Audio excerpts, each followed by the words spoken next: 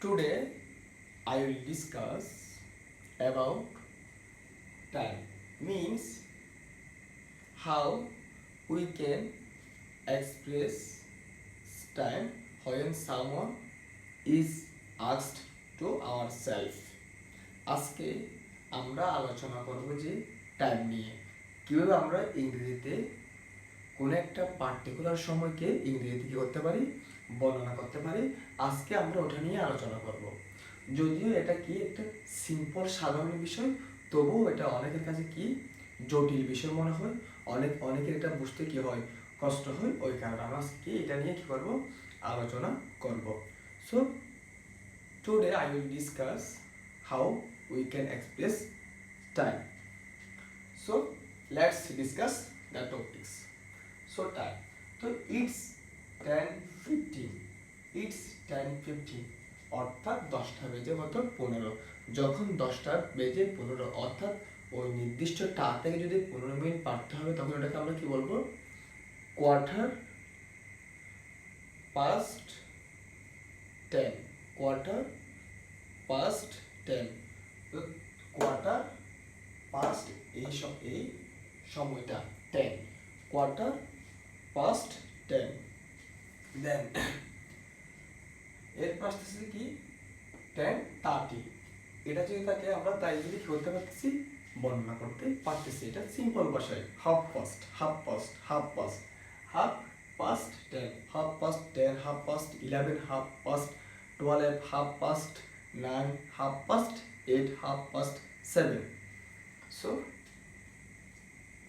এরপর যদি 10:45 হয় অর্থাৎ 10:45 হয় তখন আমরা কিন্তু কি বলবো, কোয়ার্টার টু 11। তখন আমরা বলবো যে কোয়ার্টার, অর্থাৎ তখন আমরা এটা বলবো না, এর সাথে আরো 15 মিনিট যুক্ত হওয়ার পরে যে টাইমটা হবে আমরা ওই সময়টা বলবো। যে যেমন এর সাথে আরো 15 মিনিট যখন যুক্ত হয়ে যাবে তখন কয়টা বাজছে বলবো, আমরা বলবো তখন বলবো যে আমরা 11টা বাজছে। এখন কত হয়েছে 11টা। সো 10:45 যখন হবে তখন আমরা বলবো যে কোয়ার্টার টু 11। যদি কত হয়, যদি 8:45 হয় তখন আমরা কি বলবো, কোয়ার্টার টু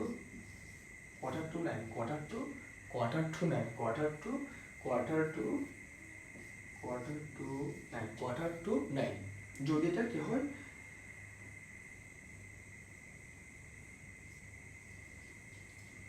যদি এটা 7:45 হয়, 7:45 অর্থাৎ 7:45 তখন আমরা কি বলবো, কোয়ার্টার টু 8। সিম্পল।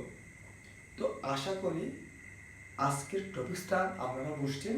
এই টপিকসটা আপনাদেরকে অনেক হেল্প করবে যে কিভাবে আপনারা কি ইংরেজিতে সময়টা কি করতে পারেন, প্রকাশ করতে পারেন। যখন কেউ যদি আপনাদেরকে সময় জিজ্ঞেস করে, সময় আস্ক করে, তখন আপনারা এটা কিভাবে ইংরেজিতে এক্সপ্রেস করতে পারবেন। মনে রাখবেন, দুটো জিনিস মনে রাখলে হবে। একটা হচ্ছে যে কি, যদি ওই নির্দিষ্ট টা থেকে 15 মিনিট কি হয় বাড়তি হয় তাহলে কি বলবেন, কোয়ার্টার পাস্ট 10। অর্থাৎ কোয়ার্টার বলবেন, পাস্ট বলবেন, ওই যে নির্দিষ্ট টা থেকে 15 মিনিট বেশি ওই সময়টা উল্লেখ করবেন, মানে ওই টাটা উল্লেখ করবেন। যেমন 10:15 দিলে আমরা কি বলতেছি, কোয়ার্টার পাস্ট 10। যদি 11:15 হতে কি বলতাম, কোয়ার্টার পাস্ট 11। যদি 12টা যদি 15 হতো তাহলে কি বলতাম, কোয়ার্টার পাস্ট 12। আর যদি 15 মিনিট কি থাকে বাকি থাকে তখন আমরা কি বলবো, কোয়ার্টার টু 11। যেমন আমরা এখানে কি বলছি, 10:45 বলে আমরা কি বলতেছি, কোয়ার্টার টু 11 বলতেছি। যদি এখানে 9:45 হয় তো আমরা কি বলতাম, কোয়ার্টার টু 10। অর্থাৎ 9:45 হইলে কত হইলে, যদি 9:45 হইতো তাহলে আমরা কি বলতাম, কোয়ার্টার ঠিক থাকতো, টু ঠিক থাকতো, শুধু এখানে এসে কি হয়তো 10 হয়তো, কোয়ার্টার টু 10। যেমন এখানে 8:45, এর অর্থ হচ্ছে যে কোয়ার্টার টু 9। সো আশা করি এই টপিক্সটা বুঝছো। I think I hope it will help you so much. Please try to make some sentences by yourself. চেষ্টা করবেন কিছু সেন্টেন্স আমাদের নিজ থেকে লেখার জন্য, এবং এই সেন্টেন্সগুলো কী করবেন, নোট করার ট্রাই করবেন। কারণ যখন আমরা নোট করবেন তখন সবগুলো সেন্টেন্স সব শিখা আপনার একটা খাতার মধ্যে থাকবে। হ্যাঁ, এটা ঠিক আছে, একটা খাতায় শেষ হলে দরকার হলে আর একটা খাতায় নতুনভাবে নোট করা কী করবেন, শুরু করবেন। এটা আমাদের অনেক হেল্প করবে ফিউচারে কী করতে, রিভিশন দিতে। কারণ যখন আমরা কোনো একটা কিছু রিভিশন দিই তখন ওই টপিক্সটা আমাদের অধিক কি আমাদের মেমোরিতে মনে থাকে। তো আশা করি আজকের ক্লাসটা আমাদেরকে অনেক কী করবে, হেল্প করবে।